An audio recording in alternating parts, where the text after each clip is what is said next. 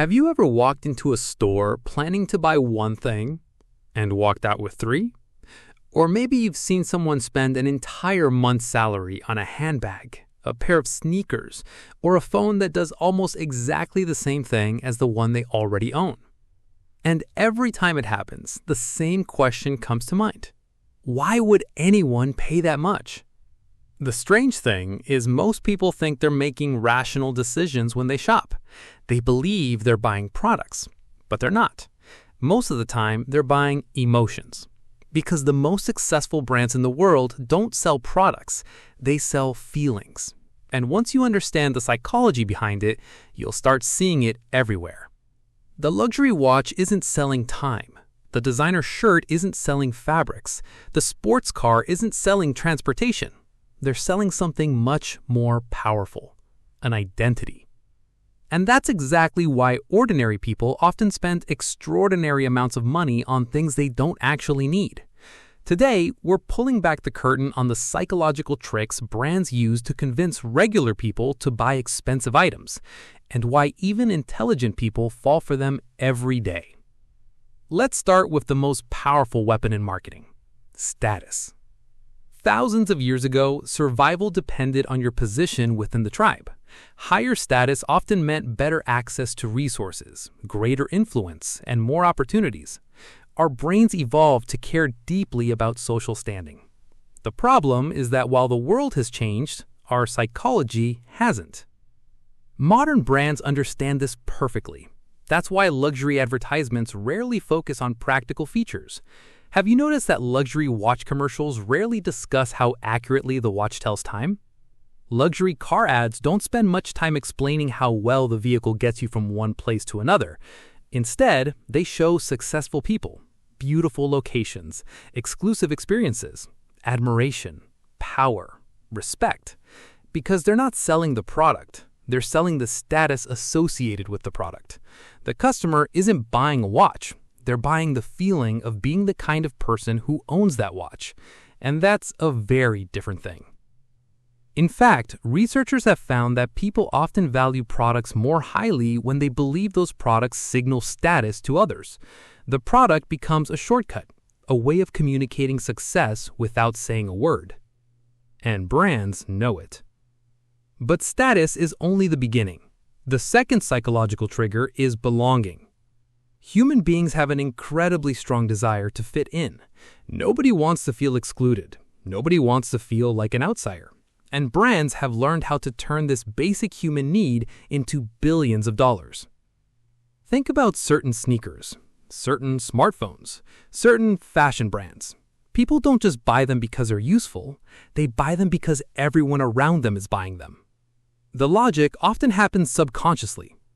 If successful people use this, maybe I should too. If everyone in my friend group has one, maybe I need one. If influencers are wearing it, maybe I'm missing something. Suddenly, the purchase isn't about the product anymore. It's about social acceptance. And once a brand becomes part of someone's identity, logic often takes a backseat. That's why people will stand in line for hours to buy products they could easily purchase later. They're not just buying an item. They're participating in a social event, a tribe, a movement, a community.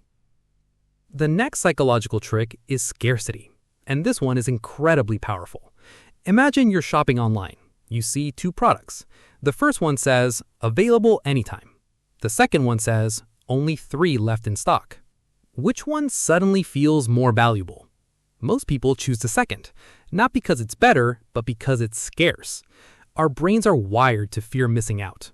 Psychologists call this loss aversion. People often experience the pain of losing something more intensely than the pleasure of gaining something. Brands exploit this constantly. Limited editions, exclusive drops, countdown timers, special releases, invite-only access.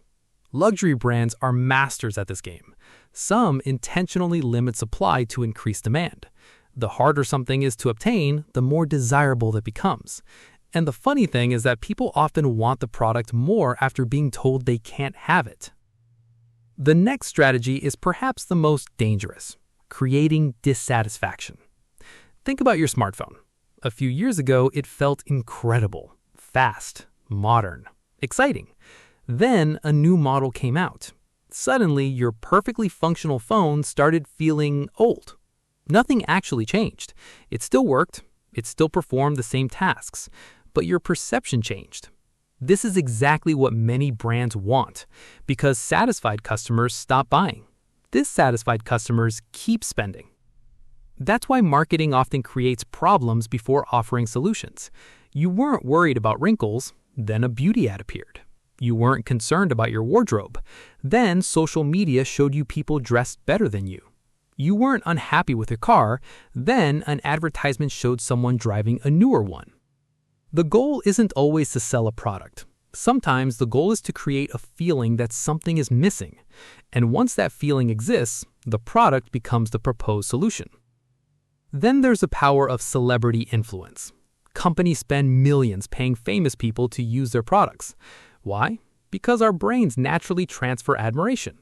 If we admire someone, we unconsciously associate positive qualities with the products they use. A successful athlete wears a certain watch. A famous actor drives a certain car. A popular influencer promotes a specific brand. Suddenly, buying that product feels like buying a piece of their success. Of course, deep down we know it doesn't work that way. But emotions aren't always logical, and marketing doesn't need to be logical to be effective. It only needs to influence feelings. Perhaps the most brilliant psychological trick of all is selling transformation. Because people rarely buy products, they buy future versions of themselves. The gym membership isn't really about access to equipment. It's about becoming fit. The luxury suit isn't about fabric. It's about becoming successful. The product becomes a bridge between who someone is and who they want to become. Brands understand this deeply. That's why advertisements often focus on the customer's future identity rather than the product itself. The message is simple. Buy this and you become that. Sometimes a promise is explicit. Sometimes it's subtle, but it's almost always there. And this brings us to social media, because social media may be the greatest marketing machine ever created. For most of history, companies had to convince people directly. Now, people do the advertising for them. Every luxury purchase becomes content. Every expensive vacation becomes proof.